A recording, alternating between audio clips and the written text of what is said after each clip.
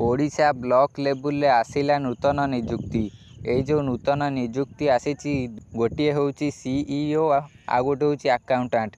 दुईटी post रही है विषय चलतु जाना। आपण मानक सैलरी मंथली 20,000 टंका पर्यंत मिलिबो। देखंतु ए रेजुमेंट दुईटी रे कौन सब डिटेल्स रही। यही जो दुईटी रेजुमेंट बाहर गोटे हूँ सीईओ आ गोटे अकाउंटेंट। यह विषय जानी रखु।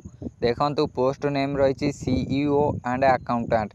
एटा हूँ ओडिशा गवर्नमेंट जॉब टाइप रही कॉन्ट्रैक्चुअल। या पर पोस्टिंग प्लेस रही ओडिशा। एथिरे जेंडर रही मेल फीमेल बोथ अप्लाई करें। एप्लिकेशन मोड ऑनलाइन एवं ऑफलाइन दुई प्रकार सुविधा रही। या पर देखंतु अप्लाई स्टार्ट डेट हूँ ऑलरेडी स्टार्टेड हो सारानी। या पर देखंतु एंड कौन हम एंड हम 29 जुलाई 2024। ये जो जुलाई मासटी चली जुलाई मासर 29 तारिख में यह शेष हम।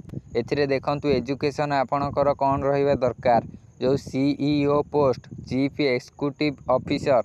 ये सीईओ पोस्ट रे आपणकर क्वालिफिकेशन MBA मास्टर डिग्री और पोस्ट ग्रेजुएशन डिप्लोमा और degree in marketing management development management agriculture marketing BBA यही भली कोर्स सब होइथिबा दरकार।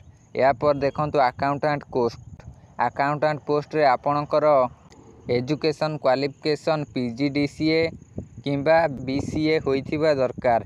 ओ आपणकर 10th और +2 रे मैथमेटिक्स सब्जेक्ट कंपलसरी रहिथिबा दरकार। या पर देखंतु एज लिमिट कौन रोची। एज लिमिट सीईओ रे 45 रोची और अकाउंटेंट रे 35 रोची। जदि आपणकर एज 45 भितर तेबे आपण सीईओ रे आवेदन करें। जदि आपणकर एज 35 भितर तेबे आपण अकाउंटेंट रे आवेदन करें। देखंतु एते सैलरी केते रोची। सैलरी सीईओ रे 25,000 अकाउंटेंट रे 10,000। या पर देखंतु सिलेक्शन प्रोसेस एकेडमिक क्वालिफिकेशन हम एक्सपीरियंस चेक कराबो। एग्जामिनेशन एंड इंटरव्यू नियाजिबो। डॉक्यूमेंट वेरिफिकेशन हम। या पर जाई सिलेक्शन लिस्ट टी बाहर आपणकर नाम सिलेक्शन लिस्ट रे अछि कि नहीं देखिबे। या पर देखंतु application fees general EWS OBC PhD ए समस्तक पई फ्री रही। और SC ST जो माने तांकर कोनोसी फीस नहीं। या पर देखंतु कौन कौन डॉक्यूमेंट लागिबो। Document education certificate indicating the date of birth. आपणकर HSC रो सर्टिफिकेट एथि दे देबे। 10th सर्टिफिकेट एथि आपणकर डेट ऑफ बर्थ रहिथिबो। या पर दुईटी पासपोर्ट साइज रो फोटो कास्ट सर्टिफिकेट और जदि आपणकर किछि एक्सपीरियंस अछि तेबे से एक्सपीरियंस सर्टिफिकेट आपण देई परिबे।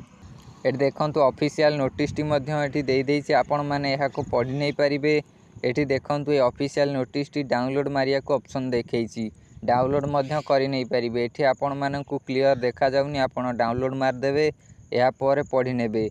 एठी देखंतु ऑफिशियल वेबसाइट को विजिट करिया को ऑप्शन देइछि। आपण चाहिले ऑफिशियल वेबसाइट को विजिट करि परिबे।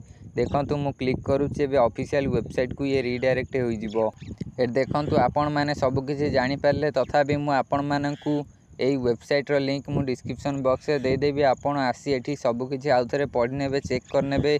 या सहित आपण एई ऑफिशियल नोटिस टी को डाउनलोड करी क्लियरली सब किछि पढ़ि नेबे। ऑफिशियल नोटिस रे सब किछि लिखा जाइछि। ए जो डाउनलोड ऑप्शन रही डाउनलोड ऑप्शन उपरे आपण क्लिक करी डाउनलोड करि नै पारिबे।